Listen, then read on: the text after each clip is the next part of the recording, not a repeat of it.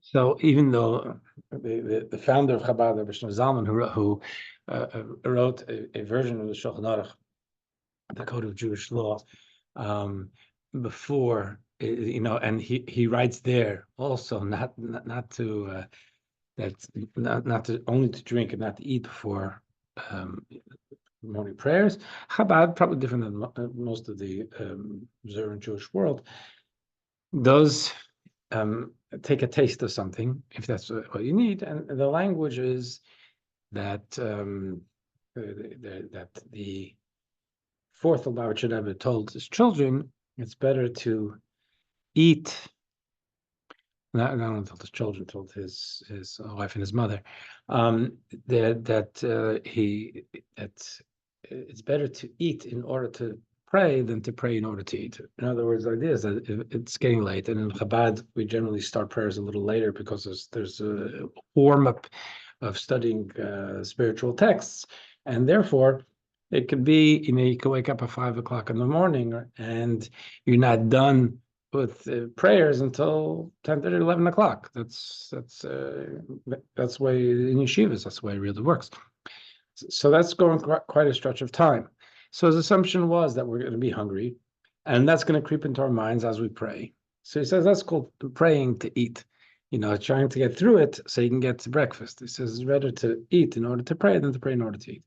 So obviously that's a license given certain assumptions that someone is going to be praying in a way that's late because they're preparing properly, and it's not not to eat a meal. Usually it would be you can have a coffee, maybe a cookie or something, a banana, and it's not we wouldn't sit down to a meal for that.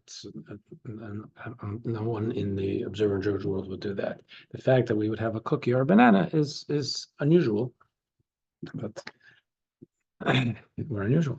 But it's this verse of do not eat on the blood. To give you another sense of this is that how this is used, because it's used in different ways. One is that when people on a great court that used to judge, it was only courts of 23 or 71 who could judge capital cases.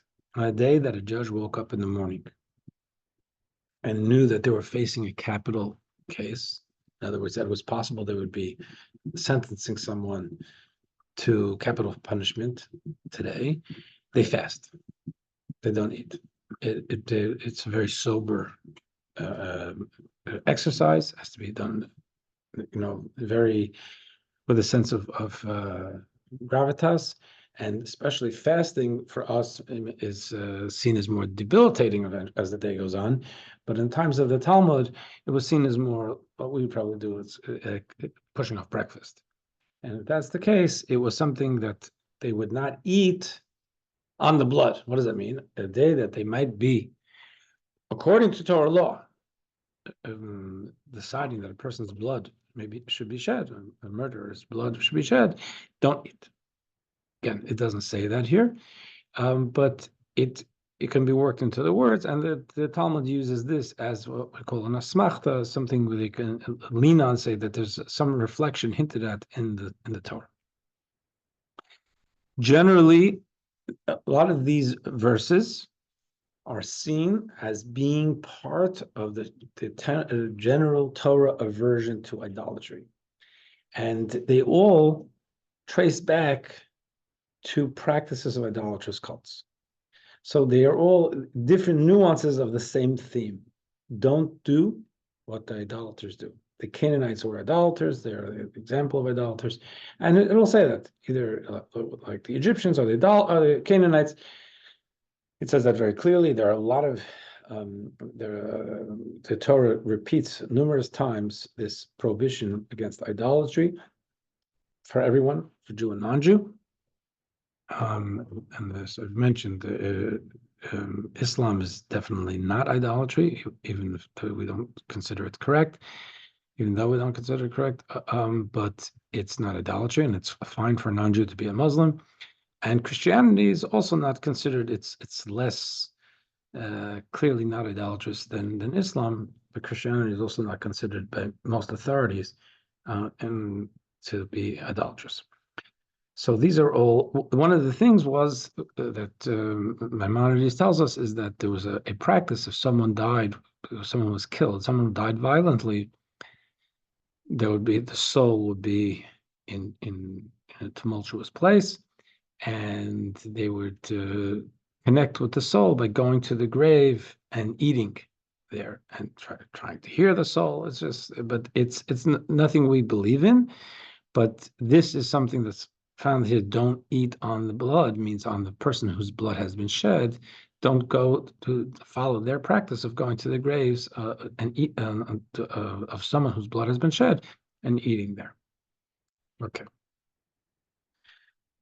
Now there's divination. It's all in the same verse. It says you must not act on the basis of omens or supposedly auspicious times. So this is a very funky area of Jewish law, which is still relevant, but we have to understand what it means.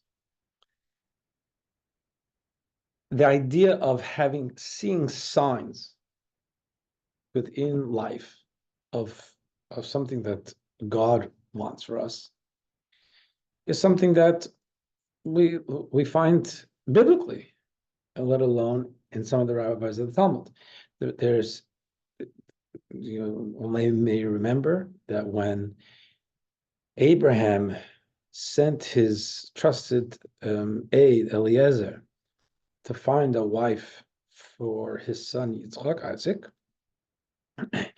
he had to go off, not to find them from the Canaanite girls, went back to his place, which was in Turkey, Haran, and how's he going to find the girl? The boy's not with him. So he makes a pact with God. This is scripturally. He says, if a girl, I'm going to go to the well, and if a girl comes and she offers me drink of water and to my camels, I know that this is the girl you have selected for my master's son. No one told him that. He didn't hear God say yes or no. He came up with that. He set up a sign.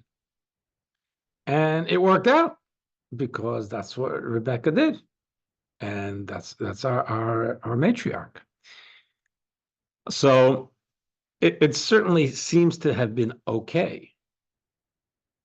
We find in the scripture, not in the 5 books, but later on in the stories of King Saul and King David, that King Saul's son Jonathan,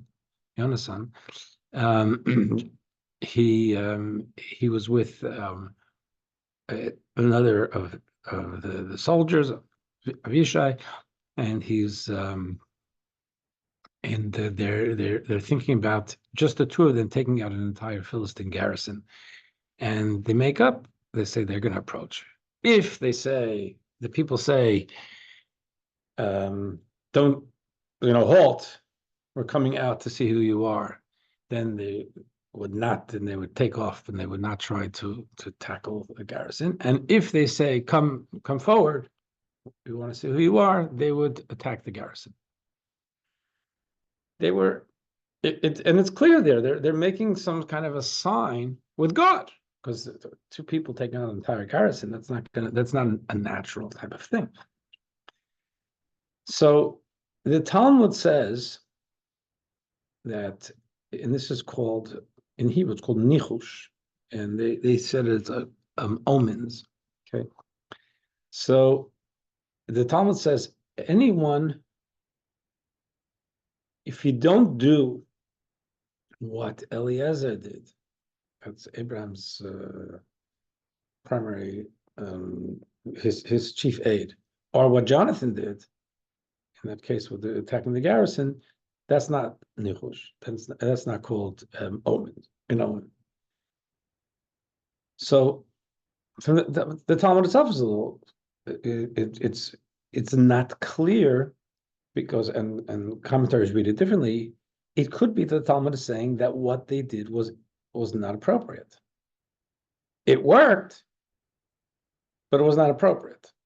because the Torah forbids this idea of nichush, of looking for omens, or taking omens as guidance. And it says the definition of nichush is what they did. So the mind, the natural progression of thinking is, okay, so then that was wrong. Others, many of the commentators say that actually the Talmud is not defining what they did as wrong. It's just saying that this is the way it would work. You set something up and you follow it. So there are those who will say that in this case, there's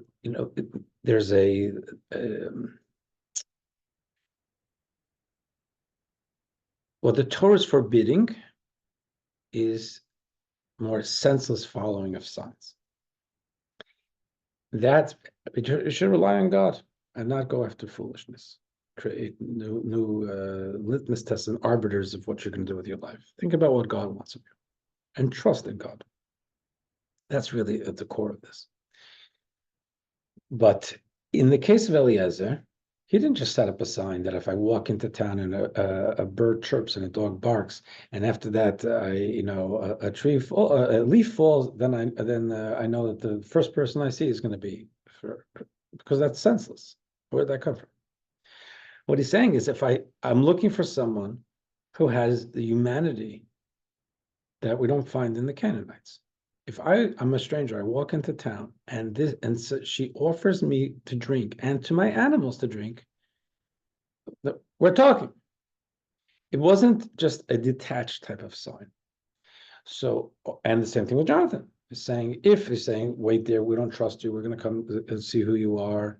See, they're on their guard, and this is not the time, not going to be able to be successful. If he says, come, they're in a more trusting place, then they'll be able to conquer that garrison. So it's not clear. But there is a section of Jewish law in the Code of Jewish Law which says don't do divinations, and it defines it that if a cat, like we have the black cat across it doesn't say a black cat, but a black cat walking in front of me, to think that also today is not going to be good, that's forbidden, and we have to trust in God. At the same time, in the same section, it says that getting married, do weddings when the moon is full. That, in other words, there are good times and not such good times. It says don't start a project on Mondays and Wednesdays. In the same section of Code of Jewish Law, which tells us not to go with omens, it gives us a few omens that are traditionally followed in Jewish practice. So it's a little fuzzy.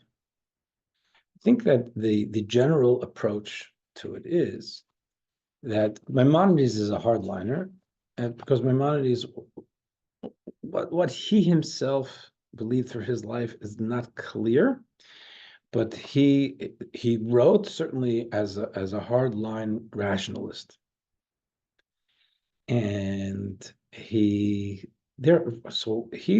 considered all of these things foolishness, all astrology foolishness, and that Jews have one source of strength, one North Star, so to speak, to follow, and that's God, and we should not disrespect ourselves and God and Torah by following sideshows. Not everybody agrees with him. Nachmanides, for example, will say that thinking about the astrological signs, he says that's not believing in foolishness. It's because there's a reality to it. What if I woke up in the morning and I'm thinking about whether or not it's a good day for me to plow my field, and I look and say the sun is shining. Well, if for me as a farmer the sun shining makes it a good time for the dynamics that I need for plowing the field or for planting the field, then that's not a divination. I'm looking, saying the factors are there on a rainy day, not on a snowy day, whatever. We all make those decisions. So, like someone, Nachmanides and his school of thought would see in it more that something like astrology has a force. There is there is something to astrology. We are not bound by astrology. Astrology, whatever it says in the horoscope for today, would not be definitive, and we don't believe it's definitive. But the idea that there is that rhythm in the universe is not. It's just that's just the reality. It's not not believing in foolishness. That's just how it. That's that part of the impact of the cosmos. So there are different ways of following this. There are the idea of considering auspicious times and things that might be considered omens really are practiced across the board in areas of the Jewish community, the observant Jewish community. Chassidim, non-Chassidim, Lakewood, Monsey, Williamsburg, everybody's got theirs. But if they're accepted and practiced from, for centuries, they're assumed to be within that comfortable niche. For this, the idea is that we're not, first of all, no one believes that it's okay to visit what do they go, Madame Zelda, whatever they are. The people who, there's a word, a person who practices. Fortune tellers. There we go. Fortune teller or anyone practicing the occult. That's not a Jewish practice. At the same time, the idea that there are things and there are people. There are people. I'm not here to tell you that Madame Zelda on Route 22 can't tell you something about your life that is amazing. That somehow she can see in you things that I can't see and others can't see. I believe that there are people who can do that. And some of them call themselves Madame Zelda, but that doesn't mean it's okay for me to consult with her about the life ahead. Someone with with spiritual insight who's a believer in God and believes that all the guidance and ultimately our destiny and our purpose is all from God, who can see that those kinds of things, has deeper insight into people, but is not presenting something as because Mars is aligned or something that it's because this is how God wants you to proceed based on the factors of your life. That's fine, but taking it outside that divine equation, so to speak, is that's certainly out of the bounds. Let me just see if someone just a comment or something. No. Okay. So it says we don't act on the basis of omens or supposedly auspicious times. Again, it says supposedly auspicious times, but there clearly are auspicious times. I would say that the Rebbe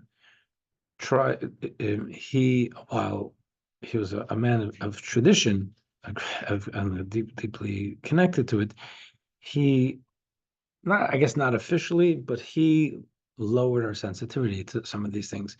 For example, just in my lifetime, many people would not get married in the second half of the month because it's either the moon is full or in a scent.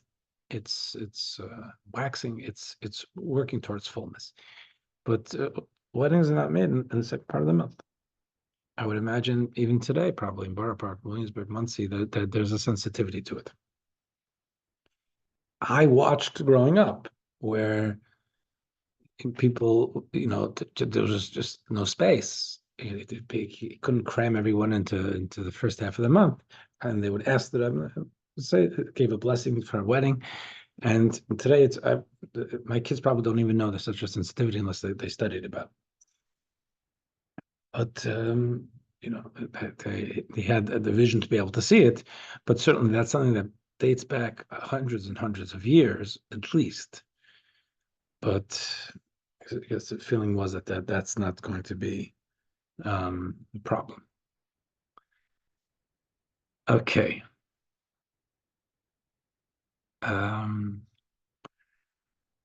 Hair cutting and shaving. You must not round off the hair of your head, thereby making the border of your hair an even circle by removing the hair that covers the corner of your beard in front of the ears, meaning the temples. Okay, so this is also an interesting part. Excuse me one second. So, Malcolm, in the middle of the shear, is something going on? Oh, okay. So it says you must not round off the hair of your head. This is the basis for the payas and the beard. So we'll talk about this, and there's a closer look here. Let's get through what it says here, and then we can talk more. The first thing is, and this seems to relate to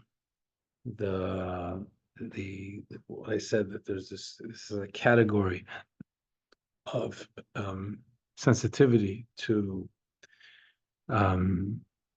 idolatry, that the idolatrous priests or something like that, they would cut the hair around, and so there was totally rounded off. There was no hair under here.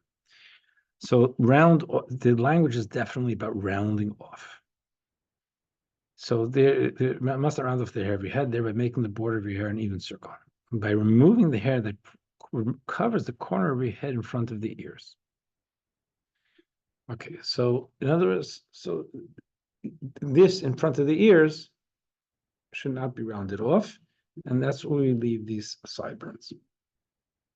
Then it also says you must not destroy any edge of the 5 edges of your beard, the chin, the 2 cheeks, and the 2 temples. Okay, now they have a few things here in the diagram. There are many different opinions as to what those 5 points are physically on the face. Okay, so let's go to 27. I'll go on the right side on 156. It says a closer look. By removing the hair. This means cutting the hair in the temple so short that it cannot be bent back on itself and touch the skin where it grows. What does that mean? Does it mean totally clean cut, close shave? No, the hair cannot be bent back on itself, which means less than 1.6 centimeters or a sixth of an inch, 0.6 of an inch, according to stringent opinions. In many Jewish communities, it is customary to let the temple hair, or some of it, meaning on the sides here, grow into side locks of various lengths. That's why many Chassidim have payas. Not only Chassidim, if you have down in Lakewood, you see many people with payas behind their ears, but they're letting it grow. Maybe not growing visibly here, but they haven't cut it.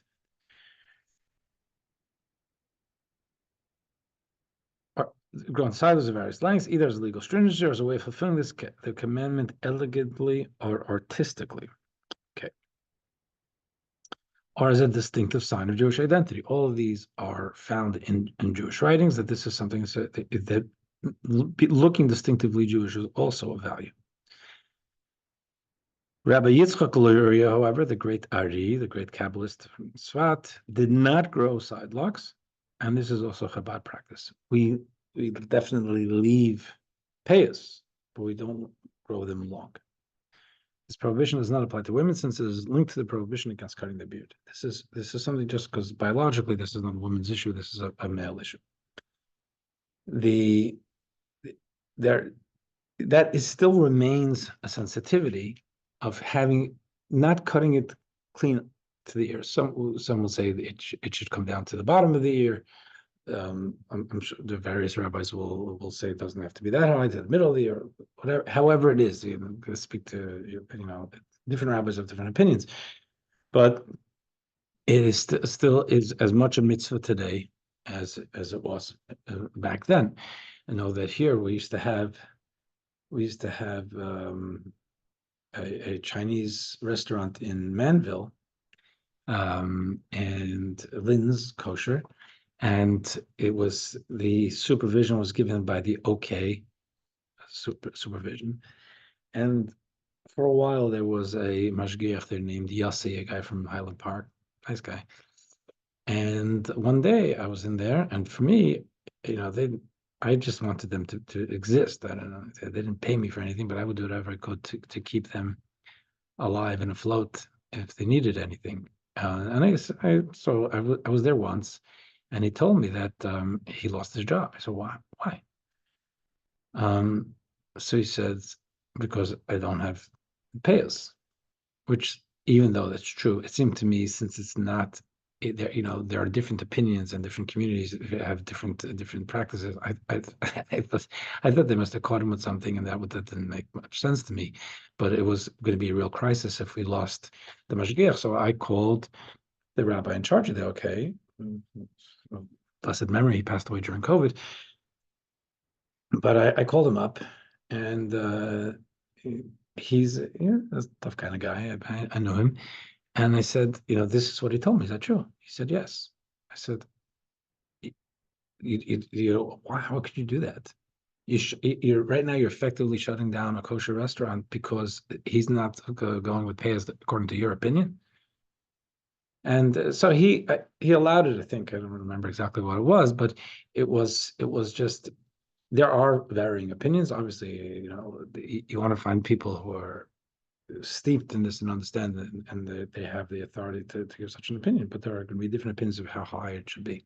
But there are different communities, from what I can tell, clearly don't have it like down to the bottom of the ear, or maybe even to the half of the ear. I'm not sure.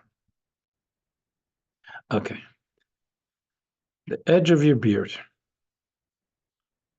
Now, although transgressing the specific prohibition given in this verse is punishable by lashes only when the beard is shaved with a razor. So the first thing is that obviously I have a beard and I've never shaved. But there are different reasons. So why not? Is it because of this? Well, there's this. It's not such an absolute step from this verse to my beard, because it's only a problem when shaved with a razor. And today's electric shavers, well, it is, first of all, with a razor, and it says pretty clearly in Jewish law that with a scissors would be okay. And part of it's saying that destroying, the language of this verse is destroying the hair. So is that cutting it, or are you getting to the roots? So this is a broad area of discussion. So doing it with a straight razor is I think probably problematic to everybody. They're not with the electric ones. When many political authorities point out that removing the beard even by other means constitutes an infringement of other prohibitions, therefore punishable by lashes for those reasons. Removing the beard by other means is also considered by many authorities to be included in this prohibition, even if not punishable by lashes. Although there are other opinions that permit the use of scissors, and there's certain types of electric clippers that operate with a scissor-like action, whose blades do not cut the stubble closely, are depilatory powder. So there are certainly ways to do it. People of great knowledge and renown and people who are deeply respected have shaved. It just that's not really my area of interest. I'm not asked about it. I don't deal with it too much. I remember hearing when I was much younger that the Norelco is better, but I think at this point in time, it's that most electric razors I think are fine. I don't know for sure, but that's what I sense. However, on a spiritual level, this is about whether this is a violation. And I think the only way that this would be seen as a problem is if one takes a straight razor. Again, that's my belief. If you need to know this for actual practical application, I'll check on it. However, the sages of the Talmud consider the beard an integral part of God's beautification of the male face. Sages of the Talmud do write that the beauty of the face that as God intended is with the beard. And in Jewish mysticism, the beard represents and expresses the flow of certain aspects of divine beneficence and mercy into the world. There's a lot in the Kabbalah about the divine beard. Here, this is a head, my brain, and that's considered the seat of the intellect. And then from sprouting from my face, or my head, from the seat of the brain, at the bottom, lowering itself, is my beard, and the hair is a more diminished level of my life and my feelings, my nerves, because if you cut it, it doesn't hurt me, but if you pull it, it does. So it has there's a connection to it, and that's seen as the 13, what we call about the 13 attributes of mercy are called in Kabbalah, in the Zohar, the 13 strands of of God's beard, the mercy coming down. For these, Gimel Tukuni Digna. Yes, Debbie. So what's the distinction between those Kabbalistic aspects of a beard versus the hair on your head, which I think for a woman is similar to the beard, right? That is a very. But the men's hair is not in that category. No, so that's it's a great question. I was thinking of going into that. I figured I'll just plow ahead and see if it's. Sorry. No, very good. No.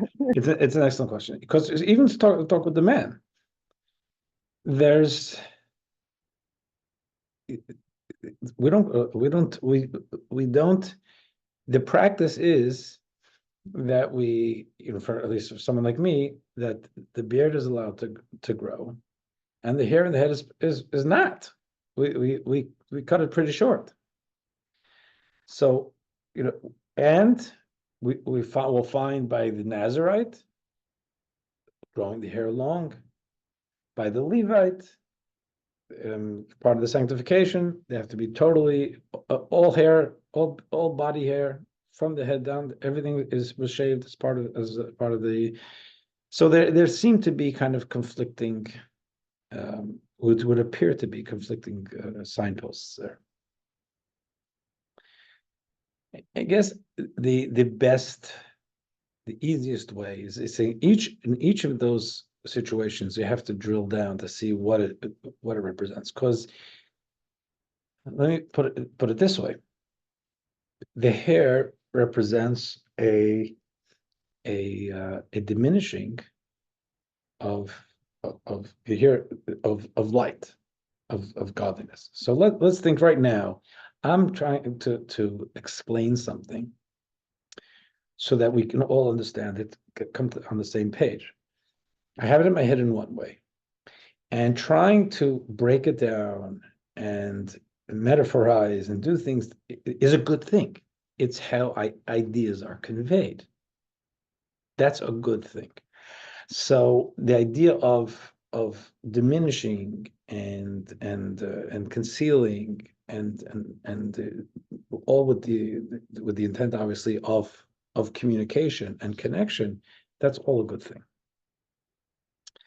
Then there is the question of what about if what I'm doing is I am diminishing and concealing, but in a way that really ends up concealing it for you too, where it's not a good thing, where it leaves room for misunderstanding, and it leaves room for a gap where the language we would use in the Kabbalah, an empty space where wrong perceptions can grow.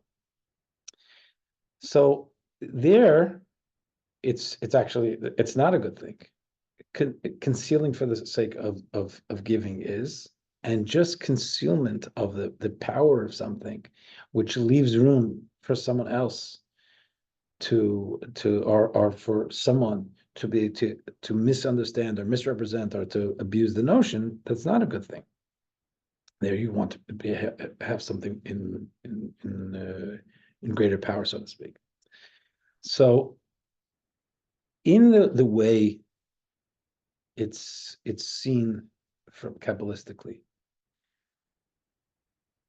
in the beard, we say that represents, this mirrors God's translation, so to speak, or diminution of flow, diminished flow, which is what we can handle, of kindness to the world.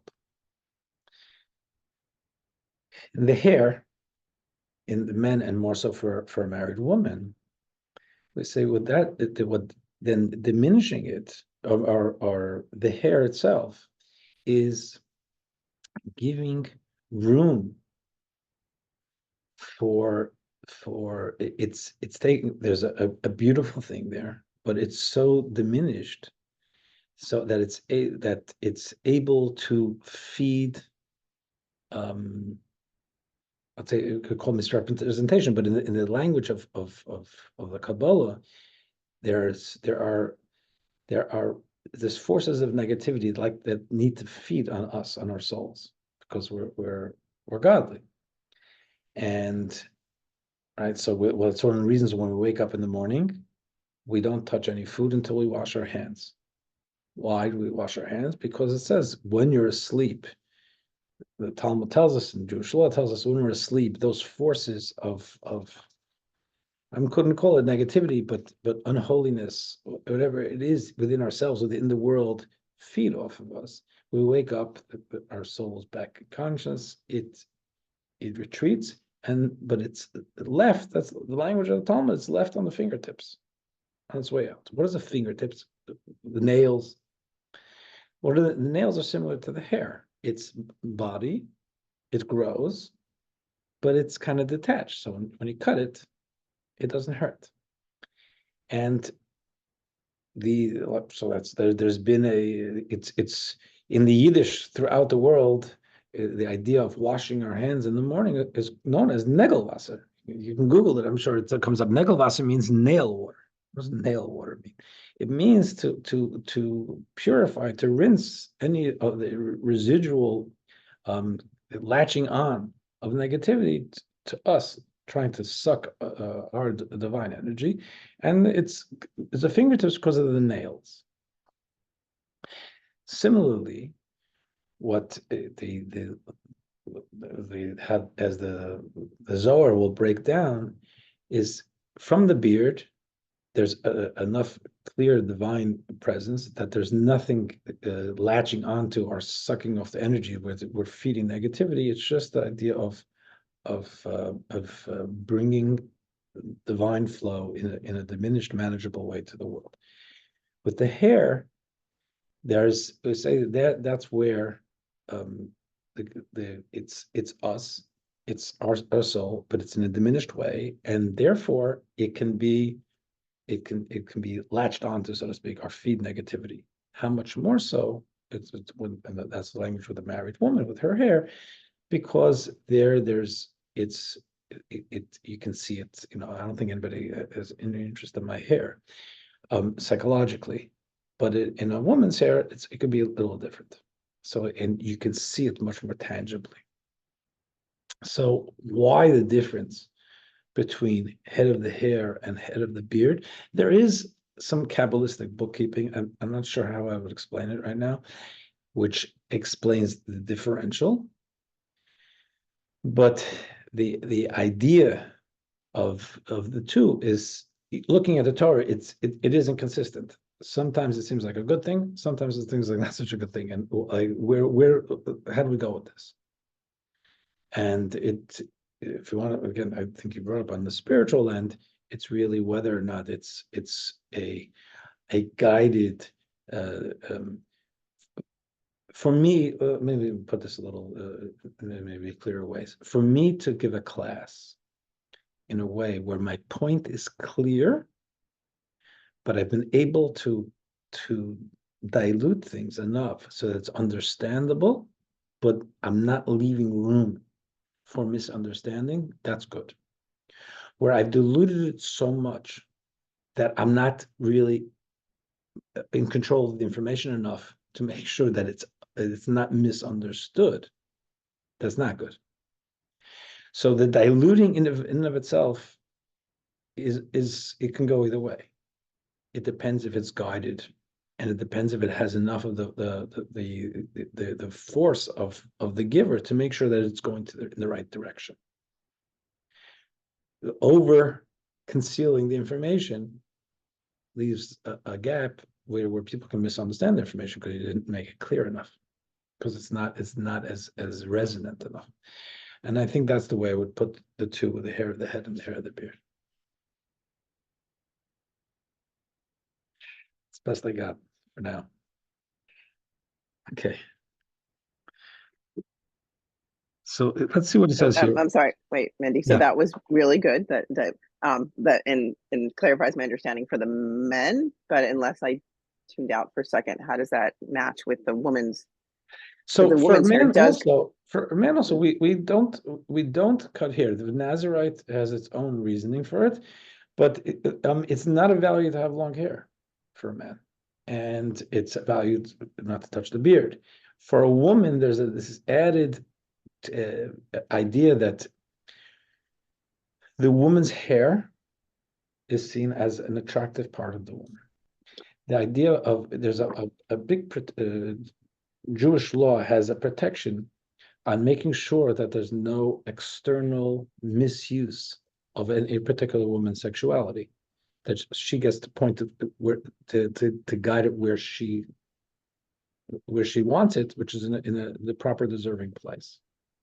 And one way for someone to feed off someone else's sexuality through their eyes even is there's the hair. And then there's one of the reasons we also dress in a certain way, so that we're not leaving that open to other people inserting themselves into that, are latching onto that when that's not their, that doesn't belong to them. And hair, from the Talmud and going forward, seems to be a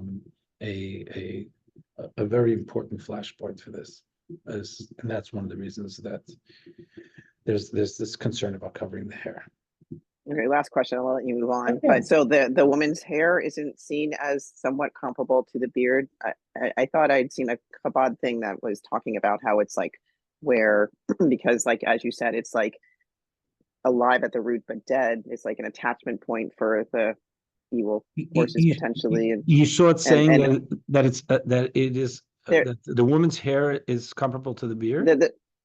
Yes, and that there's a Okay. that Jewish family. It's a Chabad group. They were at the Rebbitzin conference recently. I'll send you a link.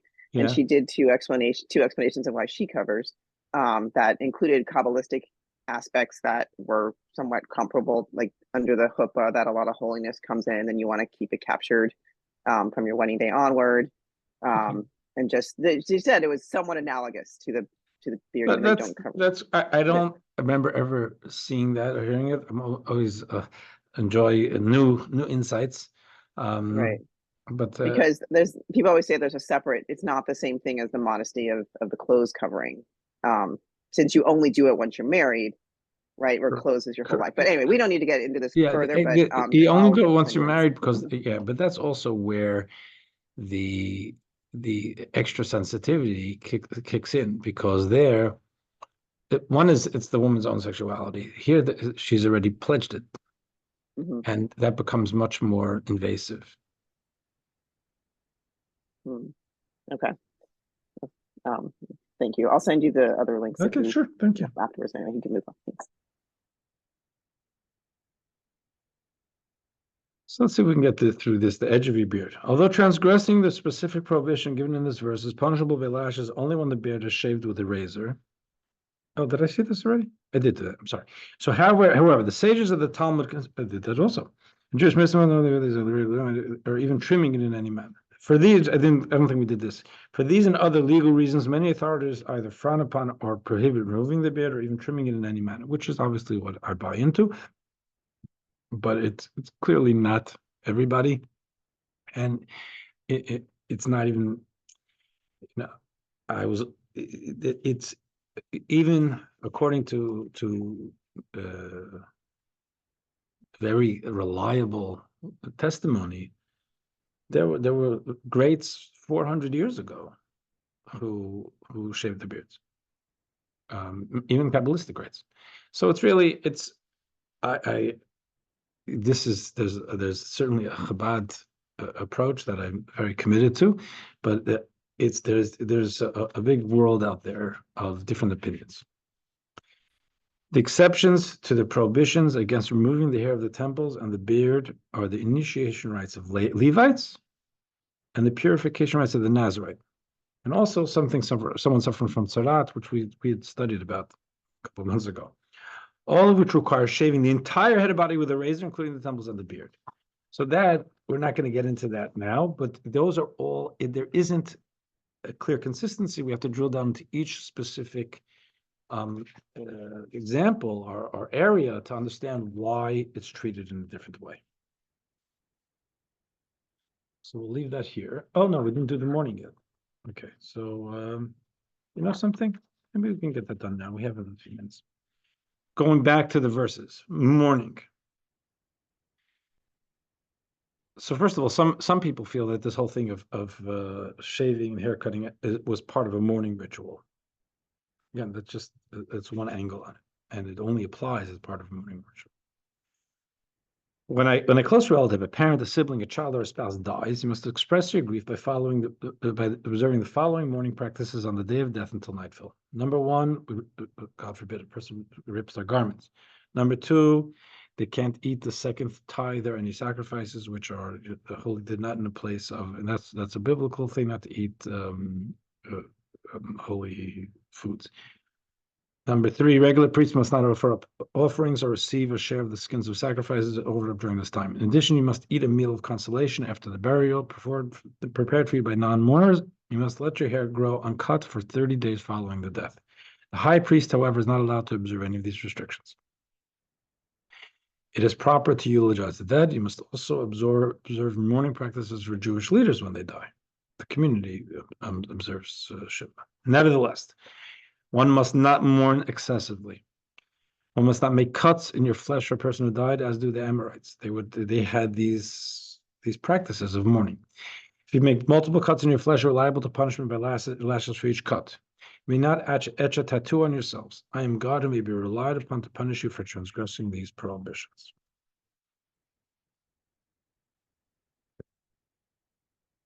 We're going to get back a little further. We're going to go back to the divination thing. The Torah goes back to it. I don't know if we're going to get there next week, but it's coming up. Any questions? If not, I wish you a warm day. Okay. Thank you. Thank you. Thank you very much. Good week. Yeah, thank you. Very well. Thank you.